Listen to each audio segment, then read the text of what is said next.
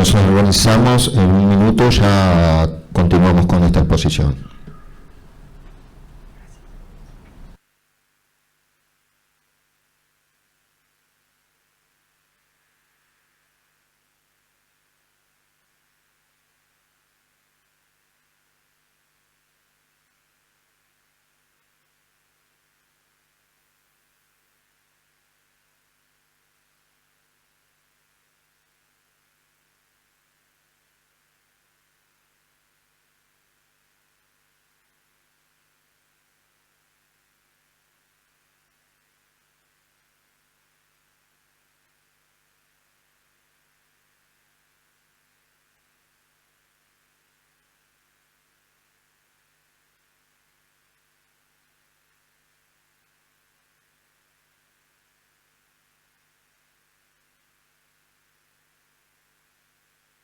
Buenas tardes, Pablo Florio, quien habla.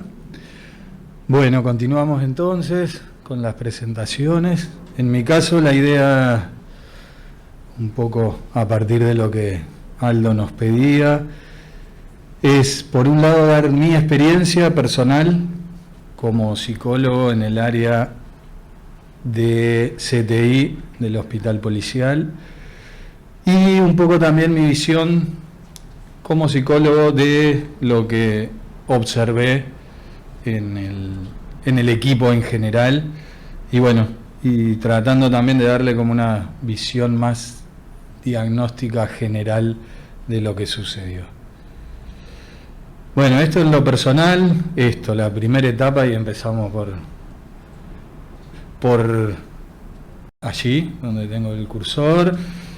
Fue como sucedió, después podemos ver en una encuesta a nivel nacional, el temor ante la primera etapa, y yo como psicólogo, que lo que tenía era miedo de entrar al área. Por suerte para mí, en un inicio, el equipo de humanización del que participo y los directores entendieron que no era necesario que entrara al área para evitar riesgos, y bueno, estuve como un mes sin entrar al área y buscando la forma de trabajar a distancia, que en la segunda imagen lo que vemos es la frustración que generó eso, porque en esa primera etapa, que era, como decían los compañeros, como de pre-pandemia, de prepararnos, sucedía que no encontrábamos respuesta, ¿no? De repente el error era que todavía no estaba la demanda, estábamos muy ansiosos, y los psicólogos en general había oferta de atención psicológica masiva, pero no había consulta, porque bueno, de hecho lo que estábamos era preparándonos y no había llegado. Finalmente ahí la carita feliz implica cuando, bueno, empezamos lo que Soledad traía, con talleres, que tuvieron mucha participación de los médicos, que llamó la atención.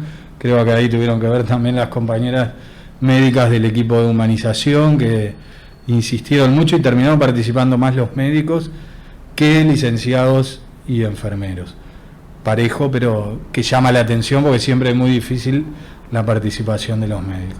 Y bueno, eso empezó a generar satisfacción. Luego la carita de susto nuevamente, porque empecé a entrar al área.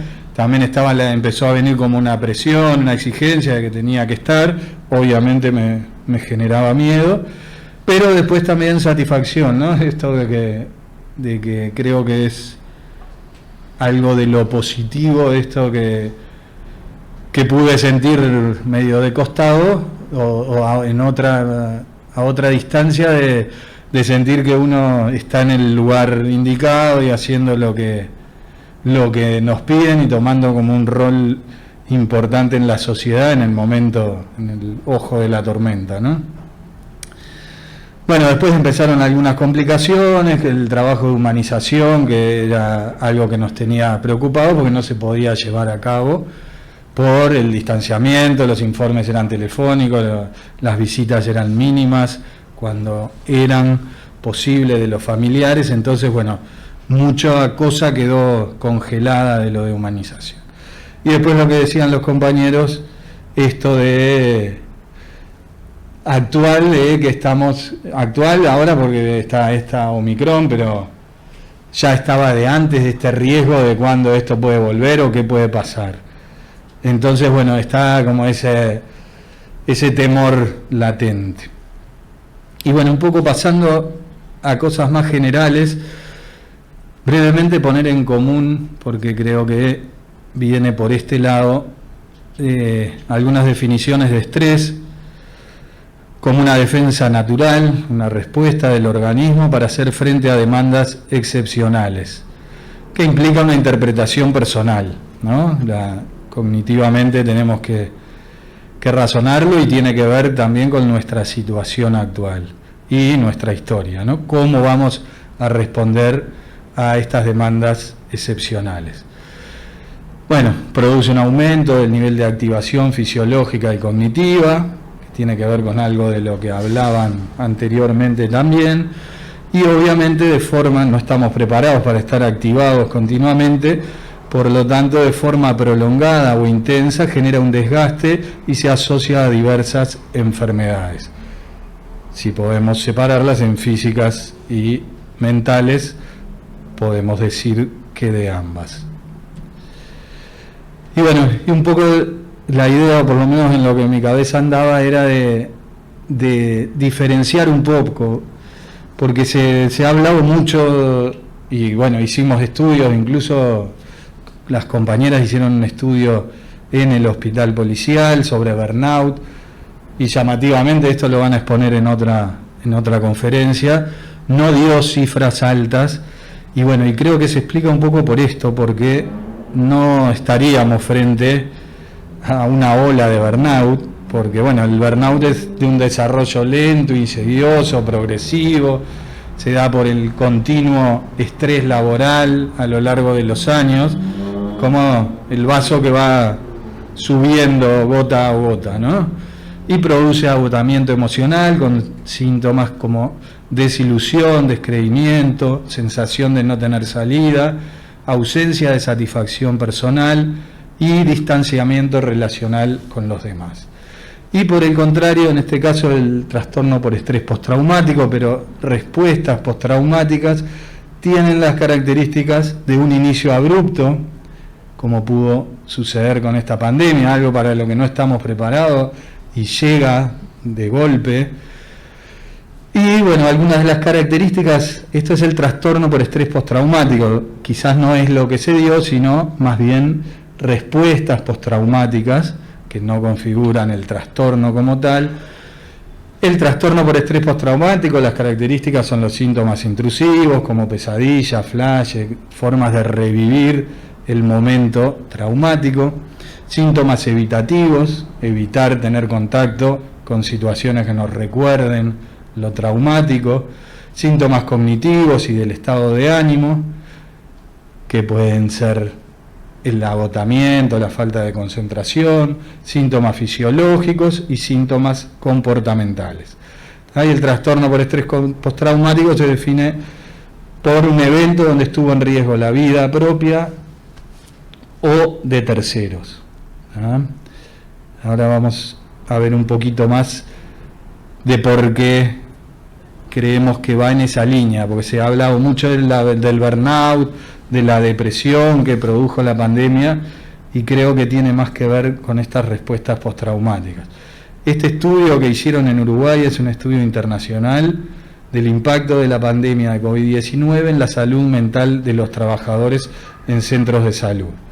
Se hizo, no recuerdo ahora la fecha, pero en plena evolución, en el pico más alto de la pandemia acá en Uruguay.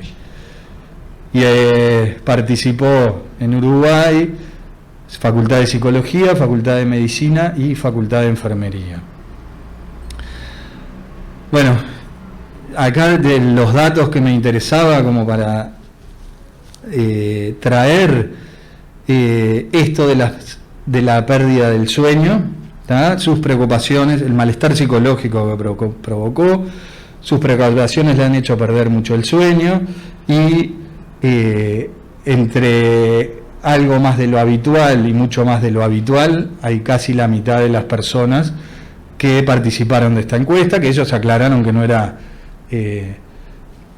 no era significativa de toda la población, es del personal de salud, pero que mucha gente no participó, ¿no? Lo de la atención también, algo más que lo habitual y mucho más que lo habitual, estamos hablando de un 70%.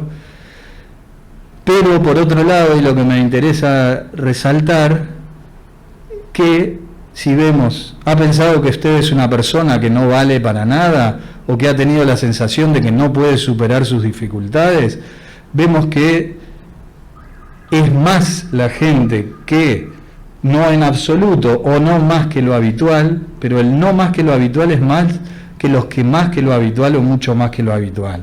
Y lo mismo con lo que no puede superar sus dificultades. Si vemos no más que lo habitual, es 30% y algo más o mucho más no llega a esa cifra. Lo mismo con esto. ¿Ha sentido que está desempeñando un papel útil en la vida? Y fíjense que pese a la situación que estaban viviendo estas personas, consideraban que más que lo habitual es mucho más que menos que lo habitual o mucho menos que lo habitual.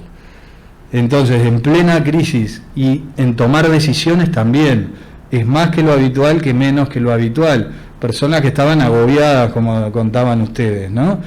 ¿Qué quiere decir esto? Que incluso en ese momento de pandemia, las personas sentían que estaban desempeñando un papel útil y que podían tomar decisiones. ¿Ah? Creo que esto habla un poco de lo que han hablado como en todos los buenos integrantes de los equipos de salud, el altruismo me parece que fue esa sensación de que están haciendo algo que es fundamental y que lo hacían con un entusiasmo. Había gente en los talleres que estaba emocionada, había gente que no se quería ir de las áreas COVID, al principio había gente que no quería ir y finalmente no se querían ir, se habían armado unos grupos de pertenencia y de trabajo de los cuales cuando les decían que tenían que moverse no querían irse, ¿no? No digo que sea todos los casos, pero eso me parece que es lo que se vio y seguramente esos grupos y esas personas fueron las que pudieron sostener la pandemia en los hospitales. Y bueno, y en cuanto a lo depresivo, que obviamente también los síntomas postraumáticos no los vamos a ver en detalle, pero también incluyen malestar psicológico y depresión y síntomas depresivos, pero no se caracterizan ni por el inicio, ni por la tristeza, ni la desilusión, ni la falta, ese cinismo que genera el burnout, de que no te importa la otra persona sufriendo.